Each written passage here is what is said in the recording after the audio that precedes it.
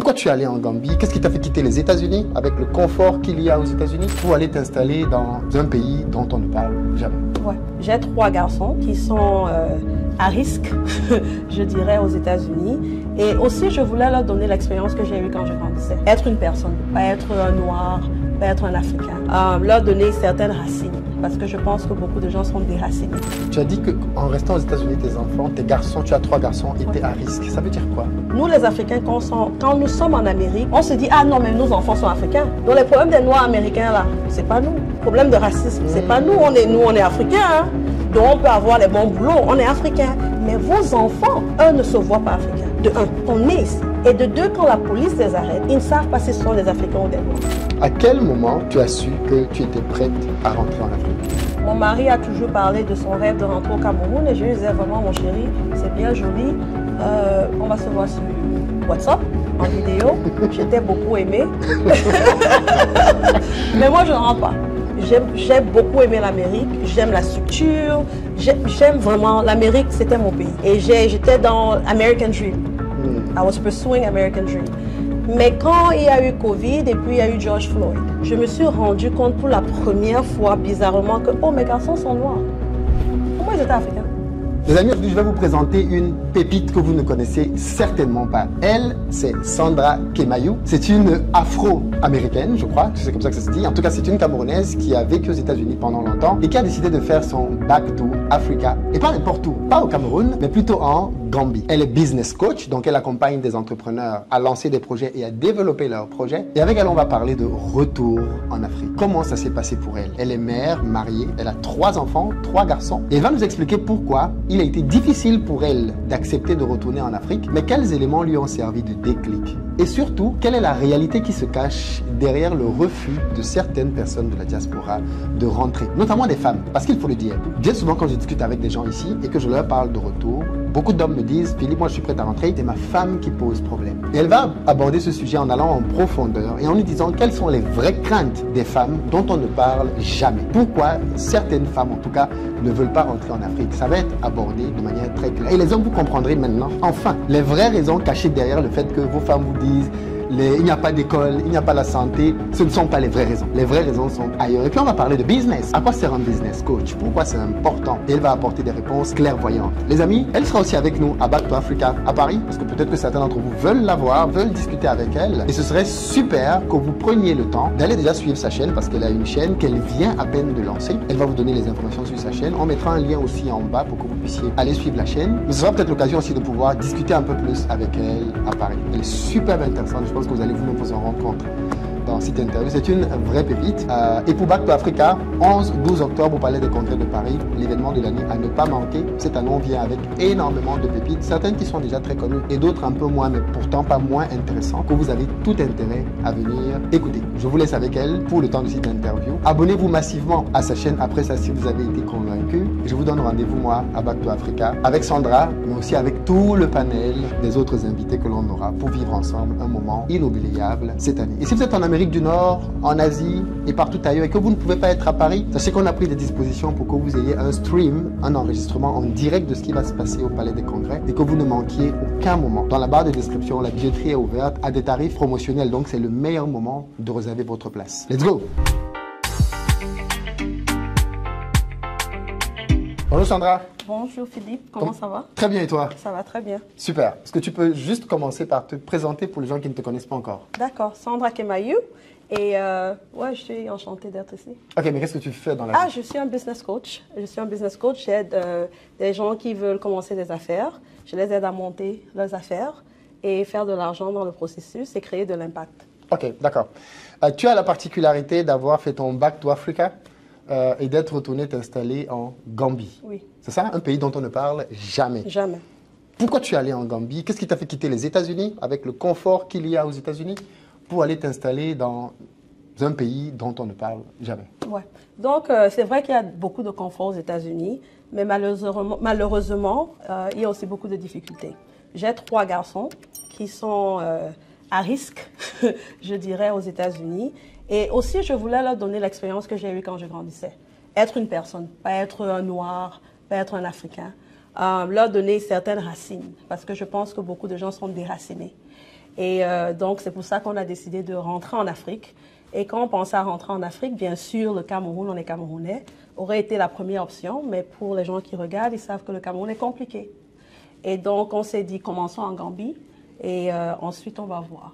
Et ça fait 4 ans et on se sent à l'aise en Gambie et nos enfants, leur vie a été transformée, je dirais. Qu'est-ce qui a changé? De voir mon fils, par exemple, parler le Wolof ou bien le voir, avoir une confiance en lui. Une confiance de savoir qu'il est un être humain. Je pense que souvent, on oublie cette partie, surtout pour nous qui ont eu cette éducation de base, parce qu'on est Camerounais, on est allé en Europe ou à l'étranger, on prend pour acquis que cette structure, ce niveau de fond où on se dit, écoute, je peux tout faire dans ma vie, je suis un être humain, je ne questionne pas qui je suis, on prend ça pour acquis. Et cette confiance qu'on a quand on va dans les pays occidentaux, on l'a parce qu'on vient d'un pays où on a des sources, on a des ressources, on n'est pas seul au monde. Mais quand tu viens et tu élèves des enfants qui, pour eux, ils sont américains, hein? Ils sont américains. Peut-être avec des parents africains, mais ils sont américains. Ils n'ont pas ces racines. Donc, ça commence à se dire, oh, je suis un nègre, excusez-moi. Ou bien, ils commencent à croire l'histoire qui est donnée à l'Occident. Et je ne voulais pas ça. Je voulais leur donner une autre image. Pas juste en leur disant qu'ils peuvent être tout ce qu'ils veulent, mais en leur montrant des exemples réels sur le continent, où il y a un président qui est noir, il y a un ministre qui est noir, il y a un pauvre qui est noir, mais il y a un riche qui est noir. Enlever les limites. Et je le vois avec mes enfants tous les jours aujourd'hui. La manière qu'ils marchent, ils marchent différemment. Quand ils reviennent aux États-Unis, leurs conversations sont différentes. Et aussi la résilience africaine. Quand il y a les coupures de lumière, c'est pas un gros truc. Quand il y a des difficultés, leur manière de penser, c'est différent de leurs cousins qui sont ici. Donc, en gros, 4 ans plus tard, c'est la meilleure décision qu'on ait faite pour notre famille et nos enfants. Les conforts, oui, c'est bien beau. Mais si tu n'as pas, à la fin de la vie, si tes enfants ne sont pas OK, tu n'as rien. Tu as dit qu'en restant aux États-Unis, tes enfants, tes garçons, tu as 3 garçons, étaient à risque. Ça veut dire quoi? Bon, pour ceux qui vivent aux États-Unis, ils savent avec les histoires de crimes qui se passent avec les Noirs. Bon, j'ai des amis qui me disent que quelle est la probabilité que ton fils va être arrêté, par exemple, par la police et être tué? Peut-être elle n'est pas grande. Peut-être c'est 5%, 10%, je n'ai pas les chiffres.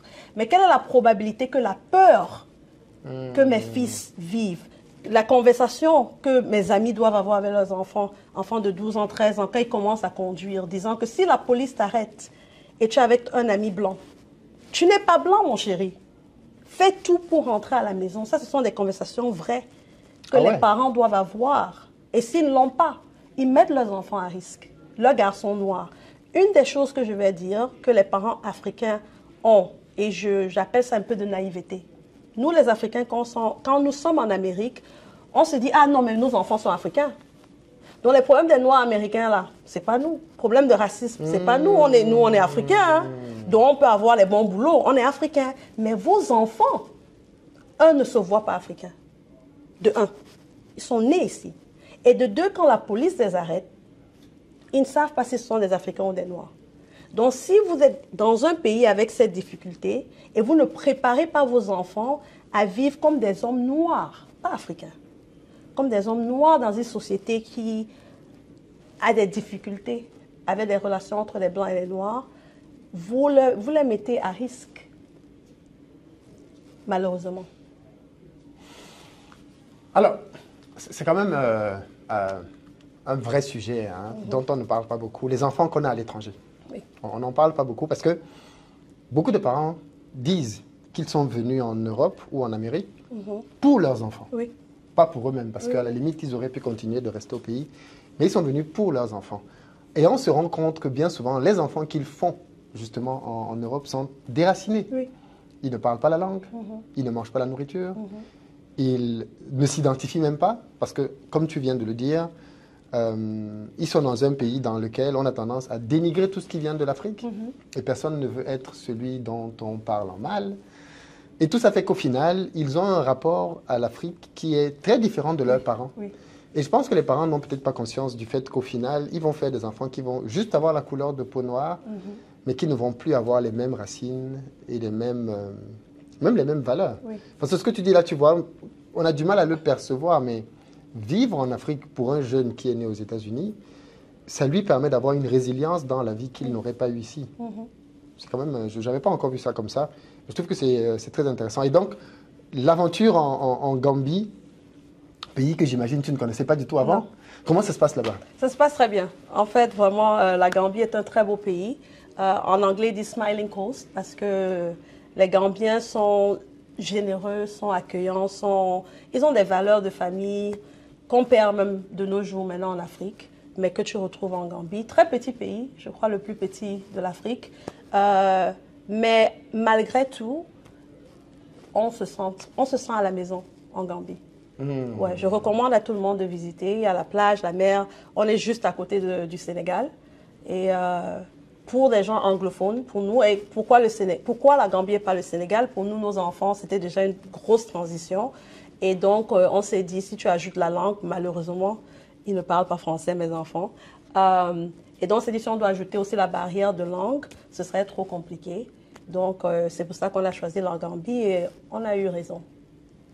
En termes de business, parce que tu es business coach, est-ce qu'il y a de l'argent à faire en Gambie? Oui, il y a de l'argent à faire partout en Afrique. Et si vous n'êtes pas sûr, demandez aux Blancs qui vivent en Afrique, qui ont des compagnies en Afrique. Right? Il y a de l'argent à faire partout en Afrique. Et oui, en Gambie aussi. Dans quel secteur, par exemple? L'immobilier. Et vraiment, la conférence d'aujourd'hui où tu parlais de l'immobilier, c'est important. C'est un pays touristique, donc tout ce qui est côté tourisme est un bon investissement. Mais ce que je dis à tout le monde en tant que business coach, c'est que je pense qu'il y a, je ne vais pas dire naïveté, mais il y a cette idée, surtout aux États-Unis, de make money in your sleep. Et donc, les gens veulent investir en Afrique différemment de comment ils investiraient ailleurs. Donc, si je vais investir en Chine, je ne vais pas dormir chez moi à Dallas et envoyer de l'argent en Chine et dire, bon, j'ai investi. Personne ne le ferait. Mais quand il s'agit de l'Afrique, on te demande quel est le bon business, tu n'es jamais allé dans le pays, tu ne sais pas ce qui se passe, tu ne veux pas payer pour des consultants pour t'aider. Et tu veux que un business, tu n'es jamais allé. Tu construis seulement la maison, tu as dit qu'on construit. Tu ne le ferais pas si c'était en Chine, tu ne le ferais nulle part, même pas aux États-Unis. Et donc, je pense que les mêmes précautions qu'on prendrait partout dans le monde doivent être prises si tu veux investir en Afrique, en Gambie ou n'importe où. Tu soulignes un point extrêmement important. Je ne sais pas pourquoi, peut-être que les gens vont le dire dans les commentaires. Effectivement, mais quand il s'agit d'Afrique, les gens font preuve d'une naïveté ahurissante. Oui. Des choses qu'ils ne feraient jamais ici. Quelqu'un te dit, oui, tu veux construire, envoie-moi l'argent. Oui. Est-ce que tu ferais ça ici? Jamais. Si quelqu'un vient et te dit, je veux construire, tu veux construire quelque chose, est-ce que tu donnerais ton argent comme ça à quelqu'un? Non, tu vas demander un contrat, tu vas demander ses références, tu vas demander qu'est-ce qu'il a déjà fait. Mais quand c'est l'Afrique, tout est à la confiance. Oui. Et du coup, comme tu es à la confiance, c'est beaucoup plus facile qu'on t'arnaque parce que tu ne surveilles rien, tu ne contrôles rien.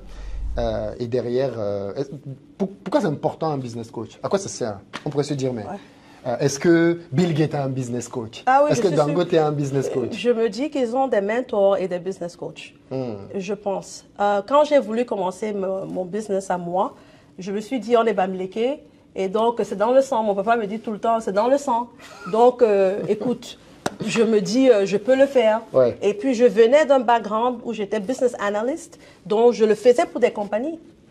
Mais le faire pour des compagnies, ce n'est pas la même chose que le faire pour moi. Pendant la conférence, tu as parlé de mindset. C'est un différent, ta mentalité doit être différente quand tu veux être entrepreneur comparé à quand tu travailles pour quelqu'un. Ça, c'est un. De deux, tout dépend des secteurs. Donc, juste parce que j'ai pu le faire pour compagnie A qui a des millions et millions de dollars et 500 employés ne veut pas dire que je peux le faire pour moi. Tout à fait. Et ne pas avoir un coach, je ne sais pas, c'est l'exemple simple. Il n'y a pas une équipe de foot qui n'a pas de coach. Le coach de Serena Williams joue moins qu'elle. Moins bien qu'elle. Oui. Mais elle a besoin d'un coach. Mais tu ne peux pas jouer et te voir en même temps. Tout à fait. Et donc, je pense que c'est quelque chose de très important, de nécessaire. Et non seulement ça, pour moi, les business en Afrique, malheureusement, meurent généralement première génération. Oui. Et je pense qu'en partie, c'est parce que tout est dans la tête de papa. Tout à fait. Mais après ça, là, quand papa n'est pas là, qu'est-ce qui se passe? Donc, avoir un business coach qui non seulement t'aide à monter ton affaire, mais te donne, je ne sais pas le mot en français, mais l'infrastructure. L'infrastructure est importante, surtout aujourd'hui où il y a la technologie. Parce que quand on parle même des affaires, pas j'ai par exemple 13 personnes au Nigeria, je vis pour au Nigeria, mon équipe. Mais tout est fait online aujourd'hui parce qu'on a l'infrastructure. Et donc, je pense que ne pas avoir un business coach, est-ce que tu peux le faire? Oui, mon papa, il n'a pas eu de business coach. Hein. Mais la question maintenant, c'est quand tu veux passer le bâton. Voilà sa question aujourd'hui. On commence par où? Maintenant, tu dois m'amener. Et je dois te charger 10 fois ce que je t'aurais chargé parce que tu as une compagnie de 20 ans, 30 ans et tout dans la tête de papa ici, le comptable, on ne sait pas ce qui se passe, on ne sait pas. Donc, je pense que c'est important, c'est un atout d'avoir un coach, un mentor. Et si tu ne peux pas te permettre un coach, lis les livres. Parce qu'en fait, quand on parle de coaching, c'est la différence entre je peux te coach, mais tu peux aussi acheter le livre. Tu as un livre, acheter le livre, il faut apprendre. Parce que sinon, tu recommences à zéro quand tu n'as pas besoin de le faire. Très, très intéressant. Parce que les gens ont tendance à se dire, oui, mais est-ce qu'on a besoin, est-ce qu'on a besoin? C'est bien que tu le dises. C'est pas parce qu'on ne les connaît pas qu'ils n'en ont pas. Donc, tu as forcément... On doit peut-être le mot de business coach, mais il a forcément des gens qui le conseillent. Ouais. Il a forcément des gens auprès desquels il prend des conseils pour prendre des décisions importantes. En réalité, l'aventure entrepreneuriale, ce n'est pas une aventure solitaire. Ouais. C'est une aventure là où on a besoin d'être encadré. De toute façon, généralement, quand on essaye de faire ça seul, les résultats ne sont pas bons. Qu'est-ce que je voulais encore te demander? On a parlé un peu de ta famille, du retour en Afrique. À quel moment, je veux qu'on sorte là-dessus, à quel moment tu as su que tu étais prête à rentrer en Afrique? Qu'est-ce qui a fait que tu te dises, OK, on veut rentrer, mais comment on se prépare à ça? Est-ce que je démissionne? Comment vous êtes préparé logistiquement pour savoir que là, maintenant, on est prêt, on peut y aller? Pour moi, personnellement, je ne voulais pas rentrer. Mon mari a toujours parlé de son rêve de rentrer au Cameroun et je lui disais vraiment, mon chéri, c'est bien joli. On va se voir sur WhatsApp, en vidéo. J'étais beaucoup aimée. Mais moi, je ne rentre pas. J'ai beaucoup aimé l'Amérique. J'aime la structure. J'aime vraiment... L'Amérique, c'était mon pays. Et j'étais dans American Dream. I was pursuing American Dream. Mais quand il y a eu Covid et puis il y a eu George Floyd, je me suis rendu compte pour la première fois, bizarrement, que, oh, mes garçons sont noirs. Pour moi, ils étaient africains. Pour la première fois, et mon fils, peut-être comme il était vraiment grand de taille, et il avait 11 ans ou 12 ans, j'ai commencé à me rendre compte que quand il me dit « va au parc », je suis inquiète. Tu vas avec qui? Prends ton téléphone. J'étais vraiment inquiète. Et quand il y a eu George Floyd, et il a appelé sa maman, je me suis dit « ah, j'ai pas juste un, j'ai 3. J'ai 3 garçons noirs. » Et donc, ça m'a réveillée. Et puis, il y a eu Covid. Je me suis rendu compte, parce que les trucs qui nous arrêtent de rentrer, c'est l'éducation. Les enfants vont aller dans quelle école? Je veux pas gâter leur éducation. C'est côté sécurité. Quoique, même cette histoire de sécurité, depuis que je suis en Gambie, on n'a pas tué quelqu'un au mall. On n'a pas vraiment les trucs, les scènes. On n'est pas venu faire une fusillade dans la salle de classe? Non. Vraiment, les scènes que j'entends, on n'a pas ça. Donc, il y avait question sécurité et puis il y avait question maladie, santé. Oui. Bon, ce volet, c'est vrai, c'est encore étudié. Mais quand il y a eu ce truc, pour moi, c'était un réveil parce que, je me suis rendu compte qu'à l'école, c'était les vidéos de YouTube. Parce qu'ils étaient à la maison, c'était Covid. Et la maîtresse, c'était les trucs de YouTube. J'ai dit, mais attends, l'école là-dedans, c'est une histoire de YouTube que... Attends, mais... Quand vous apprenez là-bas. C'est le YouTube là. Moi-même, j'ai un master degree. On peut voir comment on peut faire. Et en réalité, moi, je trouve que mon éducation que j'ai eue au Cameroun, vraiment, c'était supérieur, je te le dis, je pense. Et donc, ce volet étant enlevé, l'affaire de George Floyd, je me suis réveillée, j'ai dit à mon mari que, écoute, ton histoire d'Afrique, la parle encore, tu dis, on fait comment? Et dès que je lui ai dit, ça fait peut-être 10 ans que j'essaye de parler d'Afrique. Si on n'a même pas commencé à dire que, bon, pour moi, j'avais déjà un business que je pouvais faire partout dans le monde. J'avais mes inquiétudes, à faire Internet, tout. Mais ça ne dérangeait pas. Et pour lui, heureusement, il est dans IT et il pouvait travailler de partout. Et c'était déjà Covid. Donc, quand je l'ai dit, on s'est dit, bon, donnons-nous 1 an pour s'apprêter financièrement et tout le reste. Mais vers janvier, j'ai eu une conversation avec mon fils où il m'a demandé, quand on parlait de Gambie, est-ce que c'est divers? Est-ce que c'est un pays divers? Je lui ai dit, quand tu dis divers, tu veux dire? Il me dit, est-ce qu'il y a des Indiens, des Blancs? Je dis, c'est l'Afrique, non, vraiment c'est plus. Et il m'a dit, maman, je ne sais pas comment gérer avoir seulement des amis noirs. Parce qu'on était dans un quartier très beau au Texas et tout. Et sa classe, c'était général. Il était l'un des seuls noirs qui est une réalité de beaucoup de gens qui nous regardent. Parce qu'on se dit, bon, on veut donner le mieux à nos enfants, les enlever des endroits dangereux. On va se mettre dans des beaux quartiers. Malheureusement, on ne se rend pas compte qu'on les déracine encore de plus. Donc pour lui, il avait peur. Comment je vais être avec une classe, avec des amis, tout le monde est noir. Je trouve ça bizarre. Moi, vraiment, je viens du Cameroun, je ne sais pas. Et quand il m'a dit ça, j'ai dit non, j'ai appelé André, on peut partir, au lieu de partir en juin, qu'est-ce qui nous arrête de partir là. Et c'est comme ça qu'en février, on est parti en Gambie. Le conseil que je donnerais, parce que ça, c'est la question que tout le monde... On est devenu l'image de la famille partout où on va. Oh, c'est la famille, c'est nos amis qui sont rentrés en Afrique. Donc, oui, tout le monde parle de vous. Parle de nous. Et la question qu'on me pose, c'est toujours comment on se prépare. Je dirais, oui, préparez-vous. Et tu as tellement de bonnes classes et de trucs que tu donnes. Donc, prenez. Il faut payer et puis parler à Philippe. Parce qu'il explique comment. Donc, je te laisse parler du comment. Mais je dirais que souvent, quand on se prépare trop, on loupe. Ça commence avec une décision. Comment on a fait pour partir? On s'est décidé. Comment les gens quittent du Cameroun pour aller en Amérique en aventure, certains avaient $5, $100, d'autres même arrivent à l'aéroport et la personne qui devait les chercher, ou il n'y a même pas la personne qui devait les chercher. Pourquoi? Ils se sont décidés. Pourquoi? Ils se sont rendus compte qu'ils doivent quitter d'une mauvaise situation. Le problème que les gens ont, ils ne pensent pas qu'ils sont dans une mauvaise situation. Donc même quand ils veulent rentrer, les routes sont comment? Oh, les moustiques. Oh, est-ce qu'il y aura Walmart? Moi, je ne mange que tel. Donc tu n'es pas dans une mauvaise situation. Tu as un rêve, tu aimes parler de l'Afrique, mais tu n'es pas prêt. Parce que quand on est prêt, tu vas travailler 3 jobs, tu vas prendre la classe de Philippe, tu vas le retrouver à Paris, là en octobre, tu vas tout faire. Tout faire, tu vas vivre avec la famille, tu vas, peut-être ta femme s'avance, toi tu fais la navette, tu vas tout faire. Mais beaucoup de nous, on aime parler de ça. Mais on veut l'Amérique en Afrique. On reste en Amérique. Dernière question. Et qui va un peu dans ce sens-là. Enfin, avant dernière question, parce qu'après je vais te poser une dernière question de coaching. Beaucoup de gens que j'ai vus qui veulent rentrer en Afrique, beaucoup d'hommes me disent souvent, un peu comme dans ton cas, je suis prêt, mais ma femme ne veut pas rentrer. Ça pose de sérieux problèmes dans les couples, ça. Parce que les hommes sont peut-être plus fonceurs, les femmes peut-être qu'elles elles sont plus inquiètes, elles ont besoin peut-être d'être davantage rassurées. Pourquoi, d'après toi, beaucoup de femmes qui sont pourtant nées et ont grandi en Afrique, ne veulent pas rentrer, tu es une femme, et comment peut-être les convaincre? C'est compliqué. C'est compliqué parce que, et tu as raison, parce que ça, c'est la première chose. Oh, parle à ma femme. Elle ne veut pas partir, ou bien le mari, ou bien la femme me dit, parle à mon mari, c'est rentrer, c'est lui qui m'arrête ici. Et donc, ça, c'est vrai. Je pense que si on est honnête en tant que femme, l'une des peurs, c'est on ne veut pas le mariage que nos mères ont eu.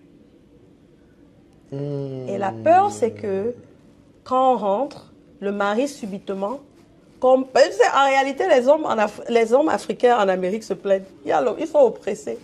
Parce que la société américaine bénéficie de la femme. S'il y a un divorce, s'il y a des problèmes, la femme a les enfants, c'est généralement ça. Et en Afrique, ce n'est pas le cas. Donc, ce que beaucoup de femmes peut-être ne disent pas en public, c'est que, gars, non, j'ai été épousée. J'aime le fait que si c'est chaud là, j'aime à moitié. Si c'est chaud, j'appelle ma police. Mais qui tu vas devenir quand on rentre? Ta famille est à côté. Tu es maintenant Big Boss, Philippe.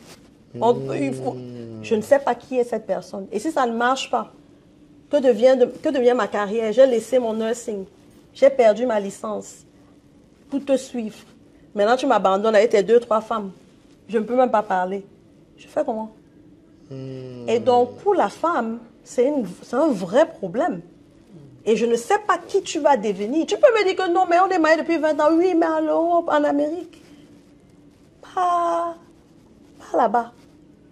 Et ça, c'est un gros problème. Dont on ne parle pas. Ouais. Parce qu'il n'est pas déjà identifié. Non. Parce que comme tu dis, en général, quand les gens ne veulent pas rentrer, ils ne disent pas ça. Ils disent les excuses classiques. Il n'y a pas l'école, la santé. Oui. Mais en fait, ça, pour toi, c'est des prétextes. Ouais. Non, c'est des prétextes. C'est des prétextes. Et certaines personnes, la vérité, c'est que leur mariage ne va pas tenir en Afrique. Et ils le savent. Parce que quand déjà la maman même vient passer, sa maman vient même seulement pour 2 semaines. Tu vois la il devient... Donc, il ne t'écoute plus. C'est comment alors qu'on rentre? C'est pas seulement la maman, c'est la cousine, c'est la soeur, c'est ceci. Et puis, souvent, c'est bon, on va d'abord essayer avec maman et papa. Ce qui rend la chose même compliquée. Ouais. Ok, qu'est-ce que vous pensez de ça dans les commentaires? Les dames vont dire non, je ne suis pas d'accord, ce n'est pas ça. C'est quoi alors? Donne-nous les raisons. Ouais. Last question. Quel conseil tu donnerais à quelqu'un qui veut se lancer en business ou qui est déjà en business? Toi qui es business coach, quel conseil tu donnerais à quelqu'un qui veut se lancer? Je dirais qu'il n'y a jamais eu un meilleur moment au monde, dans l'histoire humaine, d'entrer dans un business.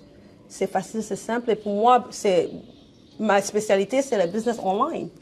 Aujourd'hui, avec moins de, je dirais même peut-être $500 juste pour enregistrer ton business, tu peux commencer un business sur YouTube. Voilà un exemple.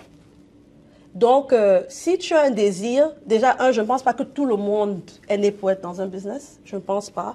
Il faut il faut être très confortable avec prendre des risques et ne pas savoir, tu as parlé de ça aujourd'hui, tu ne veux pas être toujours certain parce que dans le business, il n'y a pas ça, il n'y a pas 100% ça va marcher. Mais si tu as une passion, et mon conseil, c'est avoir quelque chose de... Ton but ne doit pas juste te faire de l'argent. Parce que tu peux faire de l'argent aux États-Unis avec Uber, avec tellement de... Il y a tellement de manières de faire de l'argent. Tu dois avoir un but un peu plus grand que ça, un peu plus grand que juste toi. Si tu as une passion un peu plus grande que pour toi, j'ai entendu une jeune fille qui a dit qu'elle veut changer le Congo. Qu'après, aujourd'hui, elle est du Congo, elle veut changer le Congo. Peut-être toi, tu veux changer la manière que on voit la couture en Afrique ou bien dans le monde. Tu veux quelque chose. Peut-être tu aimes écrire. Tu dois avoir une passion. Et quand tu as cette passion, je te dis, commence maintenant. Beaucoup de fois, we overplan. Beaucoup de fois, on laisse les idées du passé.